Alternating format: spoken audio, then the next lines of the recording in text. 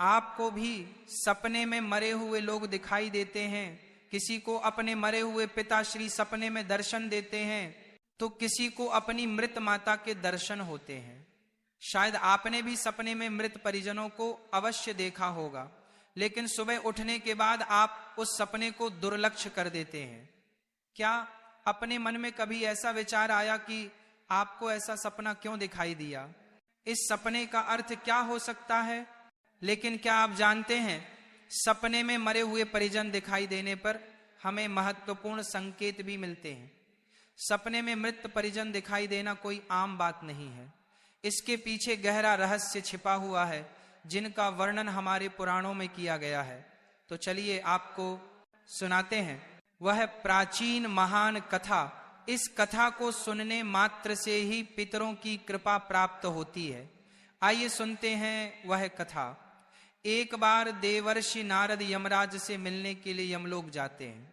यमराज देवर्षि नारद का बड़े प्रेम से आदर एवं सत्कार करते हैं और उन्हें प्रणाम करते हुए पूछने लगते हैं, हे देवर्षि यमपुरी में आपका स्वागत है। आपके दर्शन से आज मैं धन्य हुआ और आपके चरण पड़ने से यमपुरी की शोभा बढ़ गई है। इस प्रकार से यमराज के द्वारा स्वागत किए जाने पर देवर्षि नारद प्रसन्न होते हैं और यमराज को भी प्रणाम करते हैं और कहते हैं, हे मृत्यु के देवता यमराज, आपको भी मेरा प्रणाम है। आपके आदर सत्कार से हम अत्यंत प्रसन्न हुए। फिर यमराज नारद जी से कहते हैं, हे देवर्षि, आज आपका यमलोक में आने का क्या प्रयोजन है? अवश्य ही कोई महत्वपूर्ण कार्य अथवा कोई महत्वपूर्ण समाचार लेकर आप आए होंगे, या फिर हमसे कोई भूल तो नहीं हुई है? कृपया बताइए, मैं आपकी क्या सेवा कर सकता हूं? तब देवर्षि नारद कहते हैं, हे धर्मराज, आप तो मृत्यु के तथा न्याय के देवता हैं। आप तीनों लोकों के सभी जीवित और मृत प्राणियों का लेखा जोखा रखते हैं। आपको समस्त चराचर के भूत और भविष्य का भी ज्ञान है। इसीलिए मैं आपके पास कुछ शंका लेकर आया हूं, जिसे दूर करने की कृपा करें। फिर यमराज कहते हैं, हे देवर्षि, आप सत्य कहते हैं। हम तीनों लोकों में निवास करने वाले सभी जीवित और मृत प्राणियों का लेखा जोखा अवश्य रखते हैं, किंतु आपके मन की बात जानना हमारे बस का नहीं है। आप तो तीनों लोकों की खबर रखते हैं। आप भगवान विष्णु के सबसे प्रिय भक्त हैं। आप समस्त शास्त्रों का भी ज्ञान रखते हैं, किंतु अगर आप मुझसे कुछ जानना चाहते हैं तो मैं अवश्य ही आपकी सहायता करूंगा। हे देवर्षि, आपकी जो भी शंका और प्रश्न है आप निसंकोच पूछ सकते हैं। मैं अपने सामर्थ्य के अनुसार उनका जवाब देने का प्रयास अवश्य ही करूंगा। देवर्षि नारद कहते हैं, हे यमराज, मैं पृथ्वी लोक का भ्रमण करके आया हूं। मैंने पिशाच, प्रेत, कुमांड, बेताल, चुड़ैल, पिशाचिनी आदि प्रकार की कई विचित्र चीजें देखी हैं जो जंगल में निवास करती है। इसके साथ ही मैंने देखा है यह सभी दुष्ट शक्तियां मनुष्यों को परेशान करती है, उन्हें दुख देती है। इसका क्या कारण है? ये सभी बुरी शक्तियां मनुष्य को क्यों परेशान करती हैं? तथा मेरे मन में एक प्रश्न है कि मनुष्य कई बार सपने में अपने पूर्वजों को देखता है, तो इसका क्या अर्थ होता है? सपने में मरे हुए लोग दिखाई देने का क्या मतलब है? इससे मनुष्य को कौन से संकेत मिलते हैं? मैं समस्त मनुष्य जाति के कल्याण के लिए इन प्रश्नों के उत्तर जानने के लिए ही आपके पास आया हूं। नारद जी के प्रश्न सुनकर यमराज कहते हैं, हे देवर्षि, आपने समस्त मानव जाति के कल्याण के लिए उचित ही प्रश्न किया है। मैं आपको इन सभी प्रश्नों के उत्तर अवश्य देता हूं, किंतु उससे पहले मैं आपको एक अत्यंत पवित्र कथा सुनाता हूं। इस कथा में आपको सभी प्रश्नों के उत्तर मिल जाएंगे। आप इस कथा को ध्यान से अवश्य सुने। जो भी मनुष्य इस कथा का श्रवण करता है, मैं उसके 32 अपराध माफ करता हूं। तब नारद जी कहते हैं, हे धर्मराज, आप मुझे वह महान कथा सुनाइए, मैं इसे ध्यान से सुनूंगा। तो फिर यमराज देवर्षि नारद को यह महान कथा सुनाते हैं। तो चलिए आपको वह कथा सुनाते हैं। आप सभी इस कथा को ध्यान से सुनिए। एक समय की बात है, मध्य देश में एक अत्यंत शोभायमान नगरी थी, जहां पर एक सेठ अपने 4 भाइयों के साथ निवास करता था। उस सेठ का नाम धर्मन था। उसके 4 भाई सुमन, नंदन, वियोचन और विधान थे। सेठ और उसके सभी भाइयों का विवाह हो चुका था और सभी बड़े प्रेम के साथ एक दूसरे के साथ रहते थे। सेठ के पास किसी चीज की कोई कमी नहीं थी। वो और उसके भाई बहुत मेहनती थे और मिलजुल कर व्यापार और खेती करते थे। पूरे नगर में सेठ के जितना कोई धनवान नहीं था। ये सारी संपत्ति सेठ को उसके पूर्वजों से ही प्राप्त हुई थी। सेठ के पूर्वज महादानी और दयावान थे। वे सभी दान धर्म तथा अनेक प्रकार के यज्ञ हवन आदि धार्मिक कार्य किया करते थे। किंतु सेठ कंजूस स्वभाव का था और उसके अंदर पूर्वजों के लक्षण नहीं थे। सेठ ने दान धर्म करता और ना ही यज्ञ तथा हवन आदि कार्य करता था। आचरण से हमारा पतन हो रहा है। वे कभी दान धर्म नहीं करते हैं, जिस कारण से हमारी संतुष्टि नहीं हो रही है। कृपया आप में हमारे पुत्रों से मिलने के लिए एक बार जान दे। हम हमारे पुत्रों को समझाकर लौट आएंगे। उन्हें शास्त्रों का ज्ञान देकर फिर से यमलोक लौट आएंगे। तब यमराज ने उन्हें आज्ञा देते हुए कहा, हे महात्माओं, तुम अपने पुत्र को मिलने के लिए तो नहीं जा सकते, किंतु तुम अपने पुत्र को स्वप्न के माध्यम से संकेत अवश्य दे सकते हो। इसीलिए आप सभी अपने पुत्रों को उनके सपने में जाकर संकेत देकर उन्हें अपना दुख समझा सकते हैं। फिर वे सभी पितर इस बात पर सहमत हो जाते हैं और एक एक करके अपने सभी पुत्रों के सपनों में जाकर उन्हें दर्शन देते हैं। सबसे पहले वे अपने बड़े पुत्र के अर्थात उस सेठ धर्मन के सपने में उसे दर्शन देते हैं और उसे संकेत देते हैं। किंतु उनका बड़ा पुत्र उनके संकेतों को समझ नहीं पाता है। दूसरे दिन जागने पर वह उस सपने को भूल जाता है और अपने पितरों के द्वारा दिए गए संकेतों को भी नजरअंदाज कर देता है। इससे वे सभी पितृग फिर से निराश हो जाते हैं और फिर सभी पितृग अन्य पुत्रों के सपनों में जाकर भी उन्हें दर्शन देने लगते हैं तथा उन्हें अनेक प्रकार के संकेत भी देते हैं। लेकिन उनके बाकी पुत्र भी उन संकेतों को दुर्लक्ष्य कर देते हैं। कोई भी अपने पूर्वजों के द्वारा बताए हुए संकेतों को समझ नहीं पाता है, जिससे सभी पितृग अत्यंत दुखी और नाराज हो जाते हैं। सेठ और उसके भाई धन कमाने के लालच में पूरी तरह अंधे हो चुके थे। उन्हें पूर्वजों के प्राप्त द्वारा दिव्य संकेतों का महत्व कुछ भी नहीं लगता था। किंतु पितरों के स्वप्न में दर्शन देने के कुछ ही दिनों के बाद उस सेठ को व्यापार में नुकसान उठाना पड़ता है। उसे व्यापार में बहुत ज्यादा घाटा होने लगता है, जिससे उसकी सारी धन संपत्ति नष्ट हो जाती है। सभी भाइयों में वाद विवाद और लड़ाई झगड़े होने लगते हैं। पूर्वजों द्वारा जमा की हुई सारी जमीन जायदाद को वे बेच डालते हैं और पूरी तरह से बर्बाद हो जाते हैं। सभी भाई एक दूसरे से अलग हो जाते हैं और अपना अपना पेट पालने में लग जाते हैं। उधर स्वर्ग लोक में पितरों को अपने पुत्रों की ऐसी दुर्गति देखकर बहुत पीड़ा होने लगती है। सभी पितृग अत्यंत दुखी और उदास हो जाते हैं। फिर से वे सभी यमराज के पास जाते हैं और कहने लगते हैं, धर्मराज, हमसे हमारे पितरों की ऐसी दुर्गति नहीं देखी जाती है। हमारे द्वारा किए गए सभी पुण्य कर्मों को हमारे पुत्रों ने नष्ट कर डाला है। कृपया आप कुछ ऐसा उपाय करें जिससे हमारे पुत्रों को उनकी भूल का पता चल जाए। फिर यमराज उन पितरों से कहते हैं, हे महात्माओं, तुम्हारी इस व्यथा को मैं समझता हूं। मैं तुम्हारी अवश्य ही सहायता करूंगा। मैं स्वयं तुम्हारे पुत्रों के पास जाकर उन्हें उनकी भूल के बारे में बताता हूं।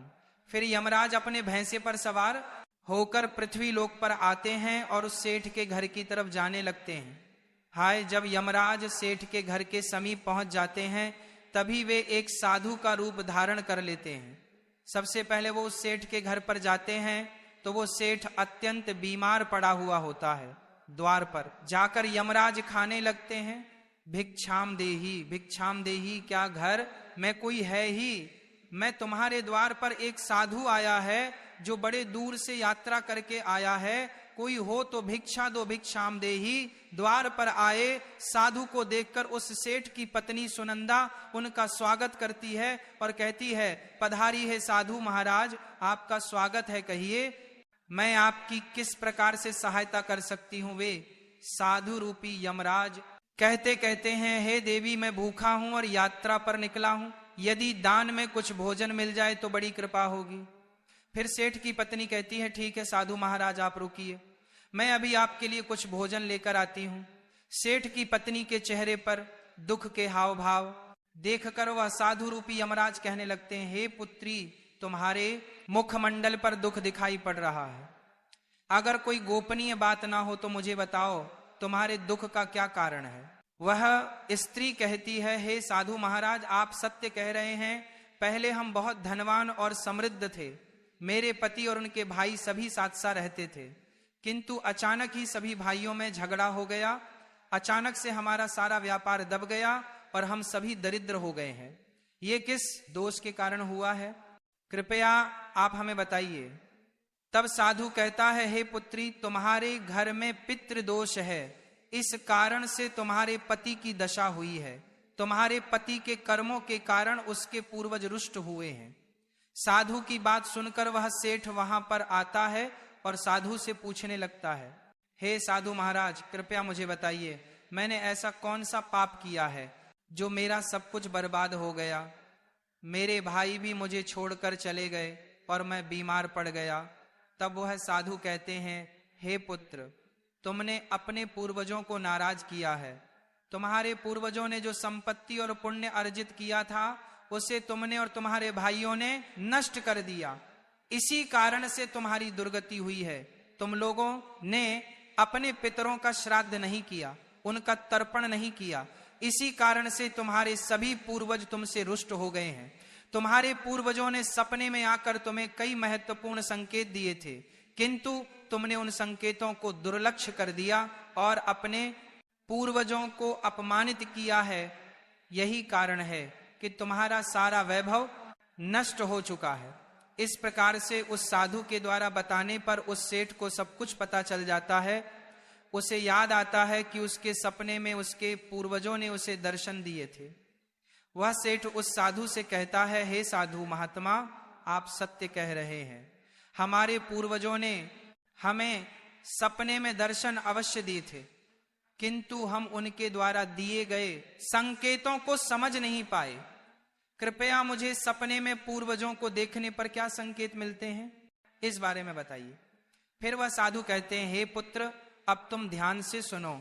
मैं तुम्हें सपने में पूर्वज दिखाई देने पर मिलने वाले संकेतों के बारे में बताता हूं। साधु रूपी यमराज कहते हैं, हे पुत्र, यदि पितरों का उद्धार नहीं होता है तो वे प्रेत योनि में ही मृत्यु लोक पर भटक रहे होते हैं। वे भूख प्यास से व्याकुल होकर अपने परिवारजनों के घर में प्रवेश करते हैं। सुनो बस, अब मैं तुम्हें उन सभी संकेतों के बारे में बताता हूं जो तुम्हें ध्यान में रखना चाहिए। यमराज ने साधु के वेश में सेठ को बताया, यदि तुम अपने सपने में अपने पूर्वजों को भूख और प्यास से व्याकुल देखते हो तो यह संकेत अत्यंत महत्वपूर्ण है। इसका तात्पर्य यह है कि तुम्हारे पितृ अभी भी प्रेत योनि में भटक रहे हैं। इसका कारण यह है कि उनके लिए उचित रूप से श्राद्ध, कर्म और तर्पण नहीं किया गया है। वे अब भी अपने परिवार से आहार और जल की प्रतीक्षा कर रहे हैं। यह स्थिति तब उत्पन्न होती है जब पूर्वजों का तर्पण समय पर नहीं किया जाता या जब श्राद्ध की प्रक्रिया को पूरी श्रद्धा से नहीं निभाया जाता।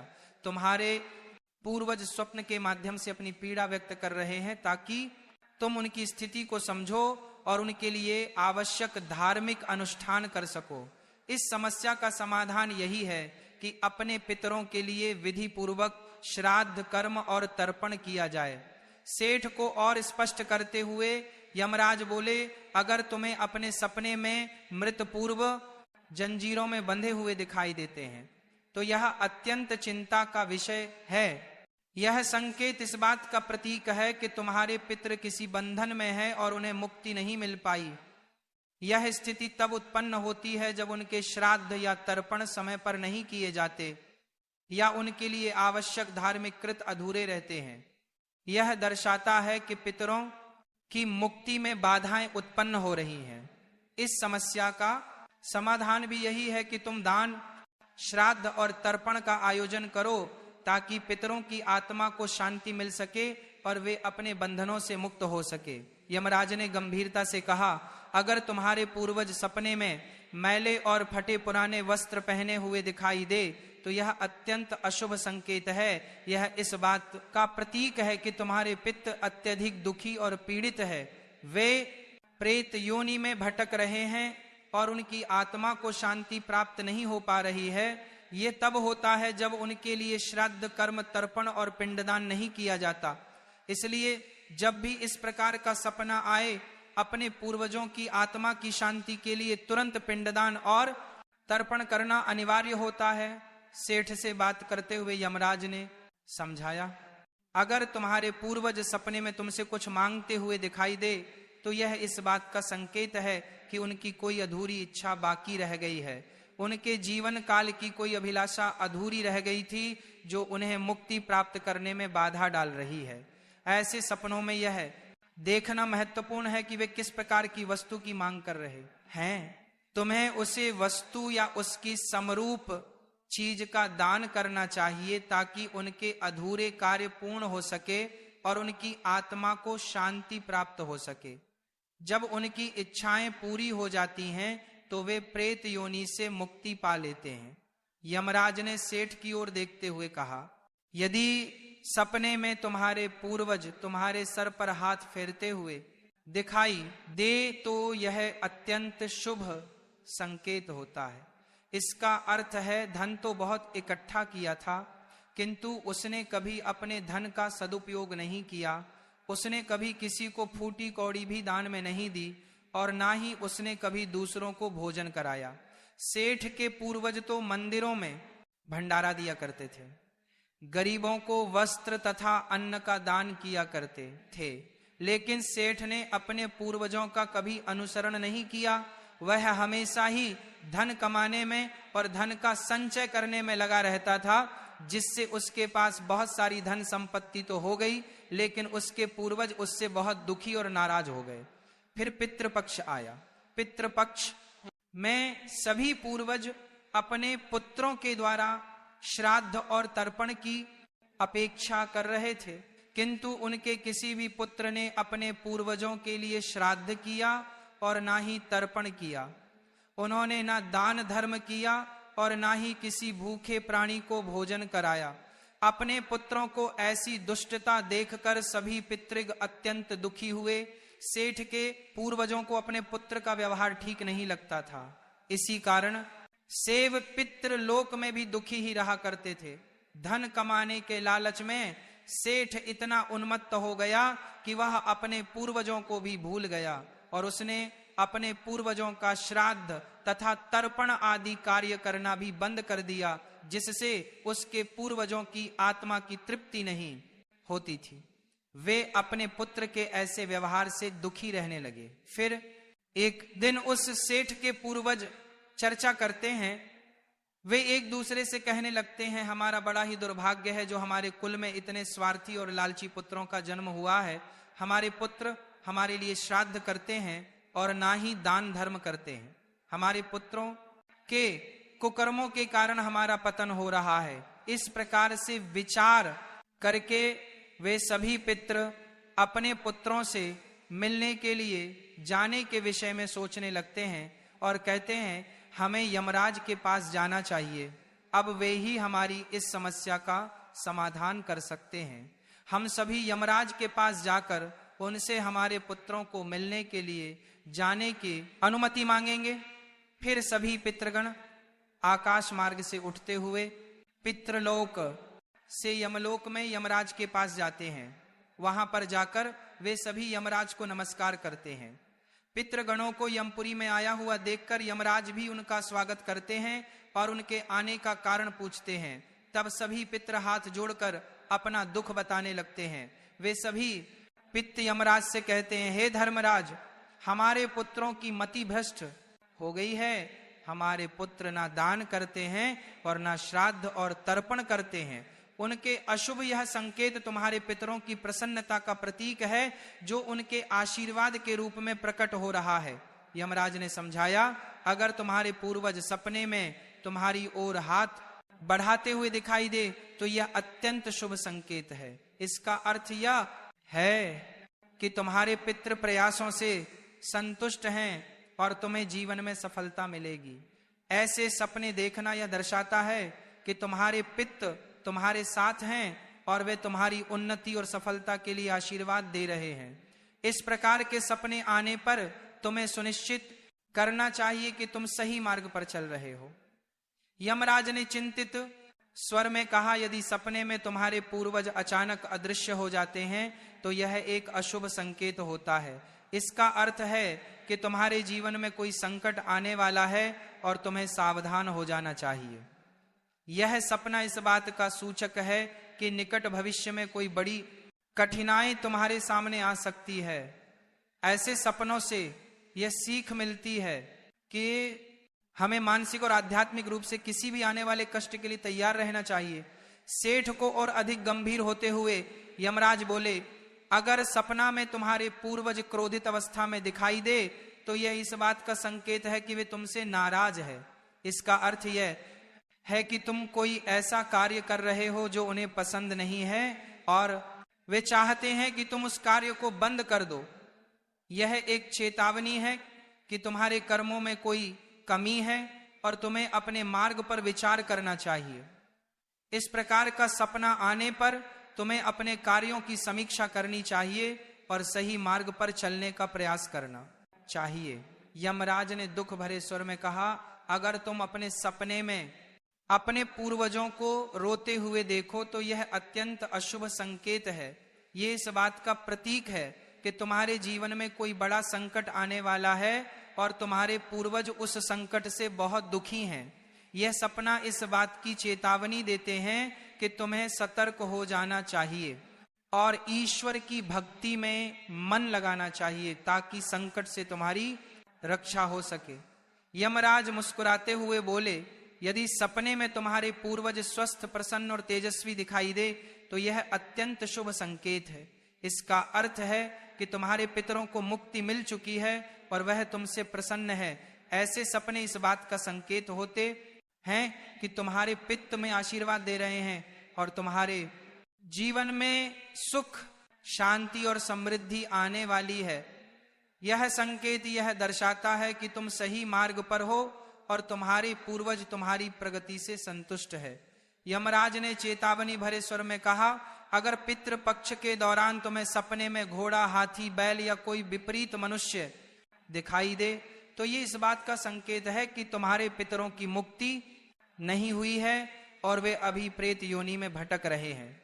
ये इस बात का भी संकेत है कि वे तुमसे अत्यंत दुखी हैं। ऐसे संकेत मिलने पर तुम्हें तुरंत पितरों की संतुष्टि के लिए दान और श्राद्ध करना चाहिए ताकि उनकी आत्मा को शांति मिल सके। अंत में यमराज बोले, यदि तुम्हें सपने में कोई जानवर जैसे कुत्ता, बैल, गाय या अन्य पशु मनुष्य की तरह बात करते हुए दिखाई दे तो यह अत्यंत विचलित करने वाला संकेत है। इसका अर्थ यह है कि तुम्हारे पितरों की आत्मा को शांति नहीं मिल रही है। ये इस बात का संकेत है कि तुमने उनके लिए आवश्यक धार्मिक कृत्य अधूरे छोड़े हैं। इस स्थिति में तुम्हें तर्पण, पिंडदान या अन्य धार्मिक अनुष्ठान करके अपने पितरों की आत्मा की शांति के लिए प्रार्थना करनी चाहिए।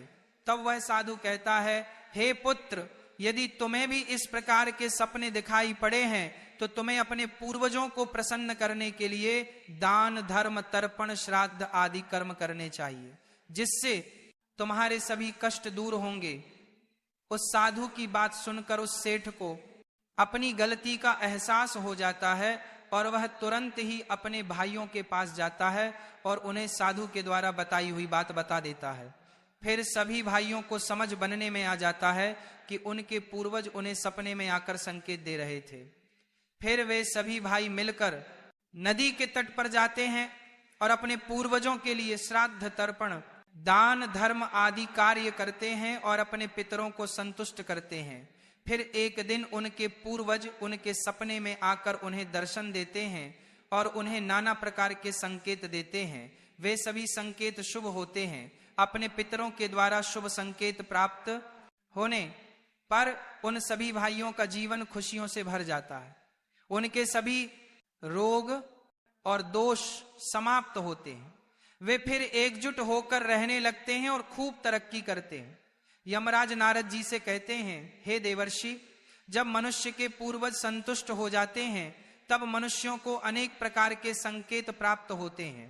अब मैं तुम्हें उन शुभ संकेतों के विषय में बताता हूं। यदि सपने में मृत परिजन सिर पर हाथ फिराते हुए दिखाई देते हैं, इस सपने का अर्थ यह है कि वे बहुत अधिक प्रसन्न है।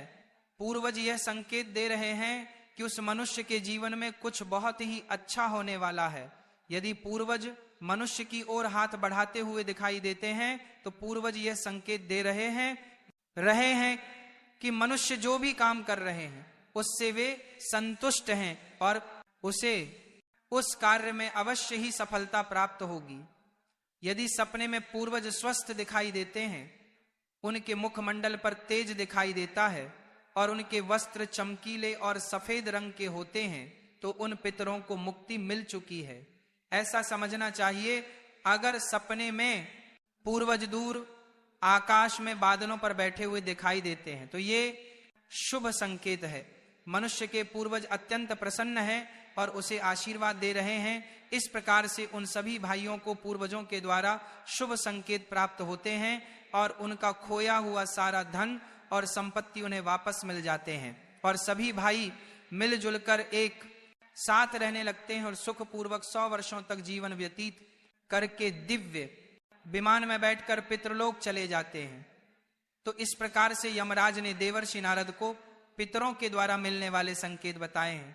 तो भक्तों, इसी के साथ यह कथा समाप्त होती है। बोलो राधे राधे।